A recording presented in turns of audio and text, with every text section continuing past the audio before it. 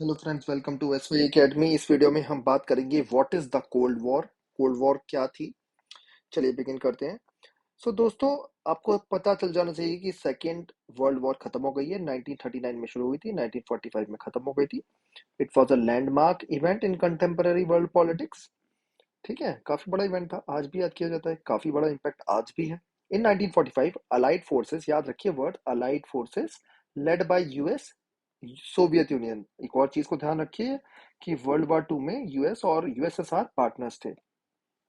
शुरू में USSR Germany के साइड था, फिर साइड बदली। तो यूएस, यूएसएसआर, ब्रिटेन, फ्रांस, ये मेन मेन कंट्रीज के नाम लिखे हैं। वरना और भी कंट्रीज थे, आप इवन इंडिया भी कह सकते हो अलाइड फोर्सेस के साथ था। डिफीटेड दी एक्सिस पावर, एक वो बोलते थे कि एक्सिस के थ्रू पाक एक्सिस जाएगी एक, between Italy, Germany and Japan. ठीक है, अ, इसलिए उनका नाम एक्सिस पावर्स रखा था। And it was led by Germany, Italy, Japan mainly. And ending in the second world war 1939 to 1945 चली, और एलाइड फोर्सेस ने एक्सिस फोर्सेस को हरा दिया। The war had involved almost all major powers of the world and spread out to regions outside Europe including south east Asia, China, Burma and parts of north east India भी हुआ था, जहाँ पे Subhash Chandra Bose and other का भी role आपने देखा था, म्यांमार में, सिंगापुर में, इन एरियाज में। ठीक है, वो यहाँ पे ज्यादा डिस्कस नहीं करेंगे। लेकिन कभी भी जब भी ये पढ़ा जाता है कि वर्ल्ड वॉर टू को वर्ल्ड वॉर टू क्यों कहा जाता है, क्योंकि वो यूरोप के बाहर भी हुई। ठीक है, पर्ल हार्बर भी याद रखिए, अमेरिका में भी हुई।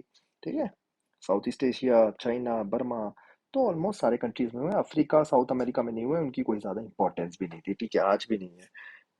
The war devastated the world in terms of loss of human lives and civilian property. ऐसा इतने सारे लोग इतने सारे लोग कभी नहीं मरे थे। ठीक है, पहले तो वर्ल्ड वॉर वन हुई, उसमें इतने सारे मरे। वर्ल्ड वॉर टू ने उसके भी सारे रिकॉर्ड तोड़ दिए। वर्ल्ड वॉर वन ये पहले ही लिखा हुआ है, उसने ऑलरेडी वर्ल्ड को शेकन कर दिया था बिटवीन 1914 टू 1918। और इन 3 डिकेड्स दुनिया में एक और वॉर दिखी, और कहा जाता है कि वर्ल्ड वॉर वन की वजह से ही वर्ल्ड वॉर टू हुई। वो हम वर्ल्ड हिस्ट्री में पढ़ेंगे। ये डायग्राम बना रखा है, मजे के डायग्राम बना रखे हैं एनसीईआरटी में। ये थोड़े सीरियस टॉपिक्स को मजे से लेते हैं। So near yet so far, I can't believe that Cuba survived as a communist country for so long despite being located so close to the US. Just look at the map. तो ये confusion आपको भी होता होगा वैसे देख के, है ना। इतना पास है यूएसए के, तब भी कम्युनिस्ट कंट्री, है ना। कितनी विचित्र बात है।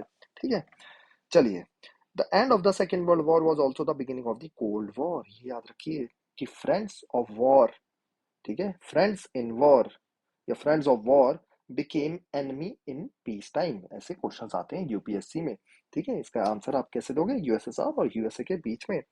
World war ended when the United States dropped two atomic bombs on the Japanese cities of Hiroshima and Nagasaki in August 1945, causing Japan to surrender.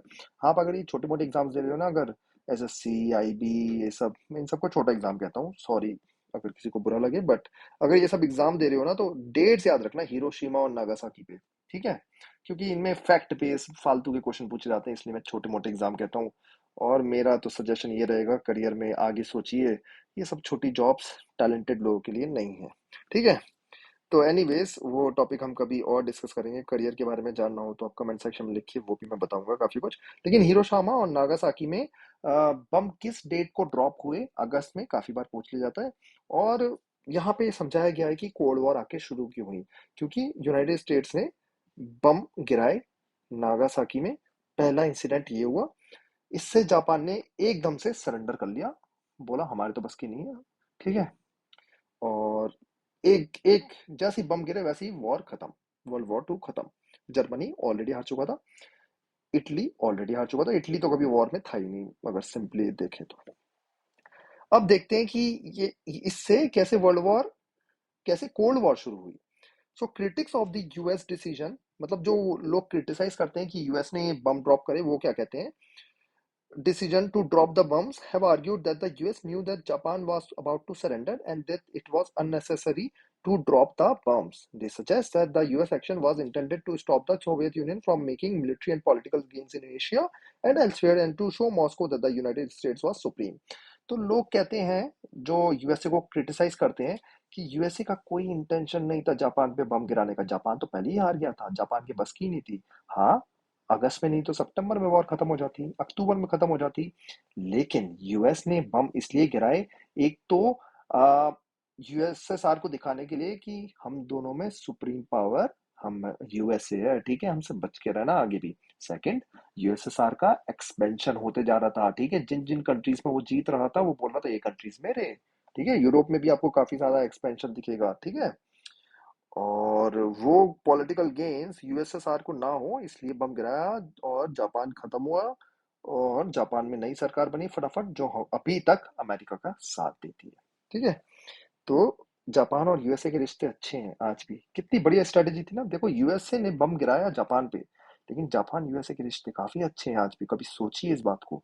तो यूएसए की काफी बढ़िया प्लानिंग थी यहाँ पे, अगर आप थोड़ा सा अंदर जाके देखें और समझें उस बात को। ज्यादा हम अभी तो हिस्ट्री में पढ़ा नहीं जाता, लेकिन आप देखोगे कि रिश्ते आज भी बहुत अच्छे हैं। जापान और रशिया के रिश्ते अच्छे नहीं है, जबकि बम किसने गिराया? बम गिराया किसने? यूएसए ने, ठीक है। तो यूएसए की काफी अच्छी प्लानिंग थी, तो ये इस बात को आर्ग्यू करते हैं काफी लोग। लेकिन यूएसए के सपोर्टर्स कहते हैं, have argued that the dropping of the bomb, atomic bombs was necessary to end the war quickly and to stop further loss of American allied lives। वो कहते हैं भाई ये बम गिराना बहुत जरूरी था। यूएसए के सपोर्टर्स अगर बम ना गिराते तो और लोग मरते और अमेरिकन मरते, वैसे ही 6 साल की वॉर में हम बहुत ज्यादा थक गए थे। Whatever the motives, the consequence of the end of the Second World War was the rise of two new powers on the global stage। तो जो भी मोटिव्स थे ये तो पता लगाना बहुत मुश्किल है, लेकिन दो न्यू सुपर पावर्स आई ग्लोबल स्टेज पे। क्यों? क्योंकि with the defeat of Germany and Japan, the devastation of Europe and in many other parts of the world, United States and the Soviet Union became the greatest powers in the world with the ability to influence events anywhere on earth। Britain बुरी तरीके से तबाह हुआ, ठीक है। इतने इतने तरीके से अगर बम से भी तबाह नहीं हुआ तो पैसे तो खत्म ही हो गए। फ्रांस तबाह हो गया, जर्मनी खत्म हो गया, डिवाइड हो गया, जर्मनी तो नाम निशान मिट गया, इटली, जापान, ठीक है, कंट्रीज बचे ही नहीं थे। सिर्फ दो कंट्रीज बचे थे, वो थे यूएसएसआर और यूएसए, जिनमें एबिलिटी थी कि वर्ल्ड के नेक्स्ट इसमें से कोई भी रूलर बन सकता है। दोनों की आइडियोलॉजी बिल्कुल डिफरेंट थी, ठीक है। तो आइडियोलॉजिकल वॉर थी, देखा जा रहा था कि कौन जीतेगा। अल्टीमेटली कह सकते हैं दोस्तों कि जो यूएसएसआर में हुआ और जो कॉन्सिक्वेंसेस थे, यूएसए सुप्रीम विनर कहूंगा मैं, क्योंकि उसकी आइडियोलॉजी, उसकी प्रैक्टिस बेस्ट थी, और आज भी दुनिया भर में यूएसए की जो प्रैक्टिसेस है उसको अप्रिशिएट किया जाता है, आज भी फॉलो करते हैं काफी countries including India. While the Cold War was an outcome of the emergence of the US and the USSR as two superpowers rival to each other, it was also rooted in the understanding that the destruction caused by the use of atomic bombs is too costly for any country to bear। तो ये भी समझ में आ गया कि ठीक है, cold war से यूएसए एंड यूएसएसआर तो दो सुपर पावर्स निकल के आए हैं जो एक दूसरे के राइवल हैं। ये भी एक चीज क्लियर हो गई पूरी दुनिया को कि एटम बम जिसके पास है वो ताकतवर है, ठीक है। और एटम बम से जो तबाही होती है वो किसी भी कंट्री के लिए बड़ी डेंजरस है ना। इवन इवन इतनी डेंजरस है कि उसके नेबर्स भी साफ हो जाएं, इतनी डेंजरस है कि नेबर्स के नेबर्स भी साफ हो जाएं, और शायद कहते हैं पूरी दुनिया भी साफ हो सकती है, ठीक है। तो ये अंडरस्टैंडिंग, ये चीज भी क्लियर हुई, ठीक है। देखते हैं कैसे। The logic is simple yet powerful. बहुत सिंपल लॉजिक है, आपको मैंने समझाई दी है। When two rival powers are in position of nuclear weapons capable of inflicting death and destruction unacceptable to each other, और full fledge war is unlikely. देखिए मेरे दोस्तों, यूएसए और यूएसएसआर के बीच में फाइट क्यों नहीं हुई कोल्ड वॉर के टाइम में? क्योंकि दोनों के पास एटम बम है। अगर यूएसए ने पहले एटम बम मारा फिर यूएसएसआर मार देगा, ठीक है। यूएसए ने अगर पहला मारा तो पूरा तो खत्म होगा नहीं, ठीक है।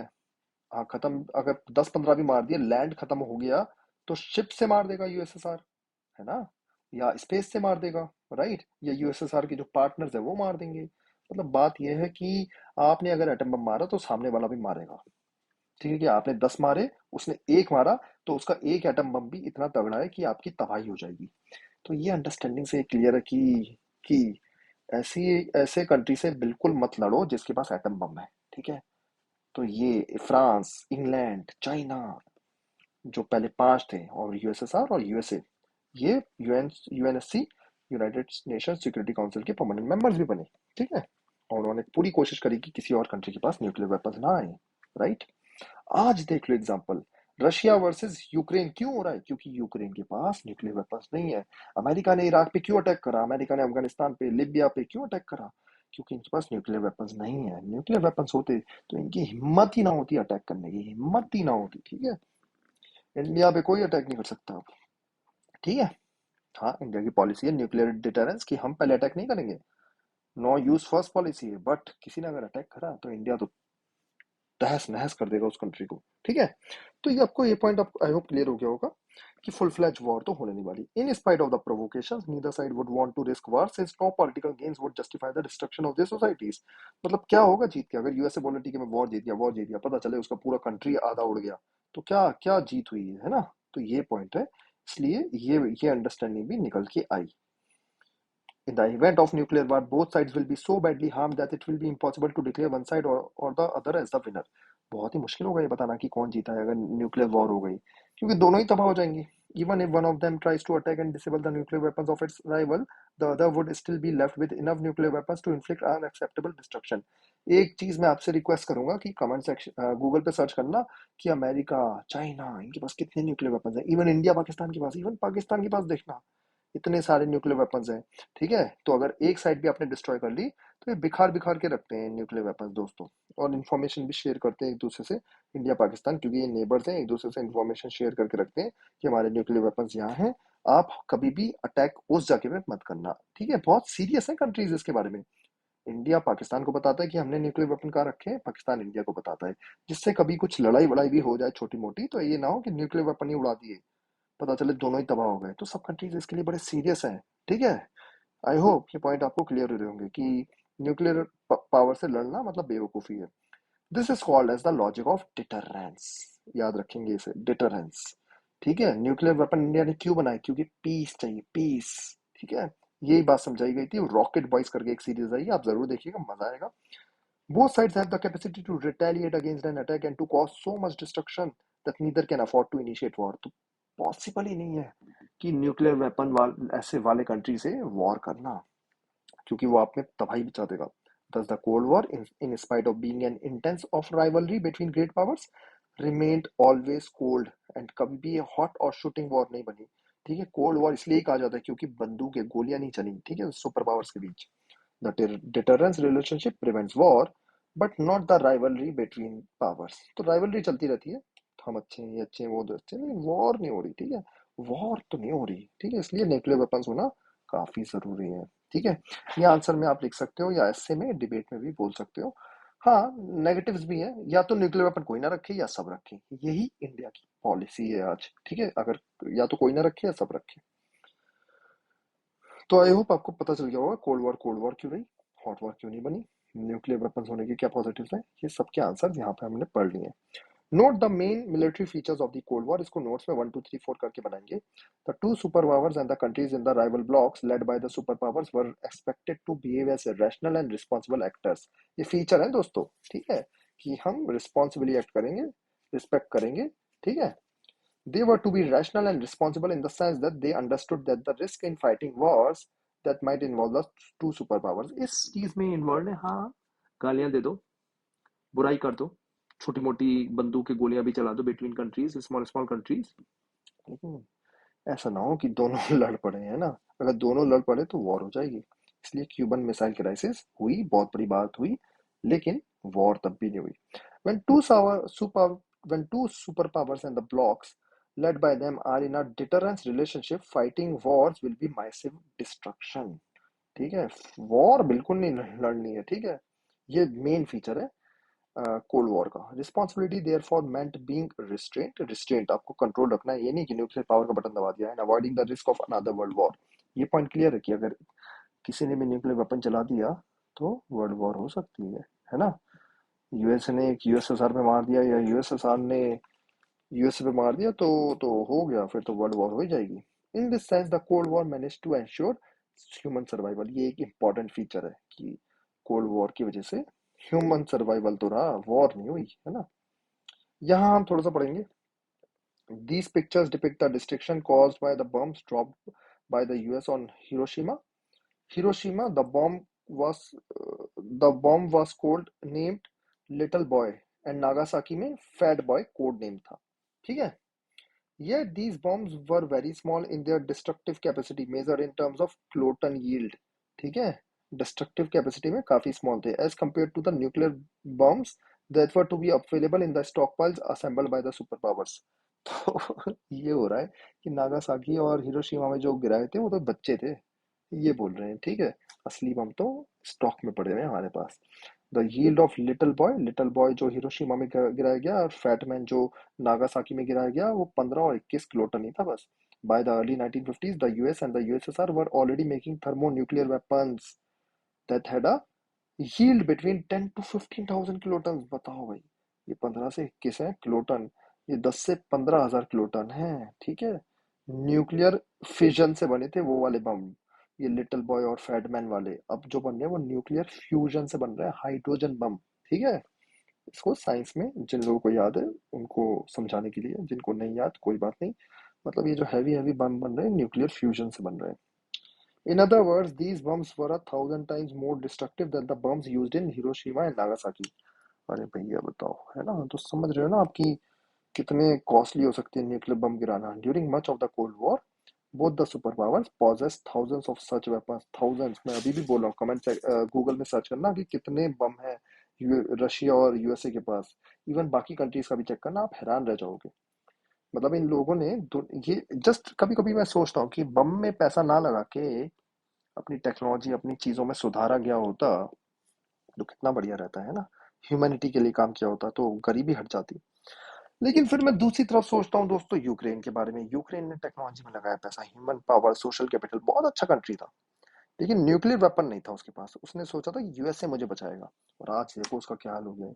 तो इससे अच्छा है कि इससे अच्छा है ये पॉलिसी बिल्कुल क्लियर आपको मिल जाती है इंडिया जैसे कंट्री की, कि आप मिक्स रखिए। हाँ, साइंस वगैरह में भी लगाइए पैसा, इधर भी लगाइए, लेकिन ये मत कहिए कि हाँ हम बम नहीं बनाएंगे। क्योंकि देखो इंडिया के पास आज बम नहीं होता तो इंडिया को दब के रहना पड़ता, लेकिन इंडिया के पास आज बम है, कोई कुछ नहीं बिगाड़ सकता। चाइना, पाकिस्तान, कोई आसपास के कंट्री है ना, यूएसए, ब्रिटेन, सबको रिस्पेक्ट देनी पड़ती है। तो दोनों का मिक्स रखना इंपॉर्टेंट है, ये चीज भी आपको समझ में आ गई होगी। Just imagine the extent of destruction that these could cause all over the world. ये आप समझ ही रहे होगे, 1,000 किलो टन के बम पता नहीं क्या हाल करेंगे दुनिया का। तो दोस्तों ये हमने कोल्ड वॉर के बारे में पढ़ा, what is cold war. I hope आपको अच्छा लगा। अब देखेंगे emergence of two power blocs next video में। वो और अच्छा लेक्चर है। कोई भी आपका सजेशन है, कोई भी आप चीज चाहते हो मैं कवर करूं, वो कमेंट सेक्शन में आप मेंशन कर सकते हो। Thank you and take care.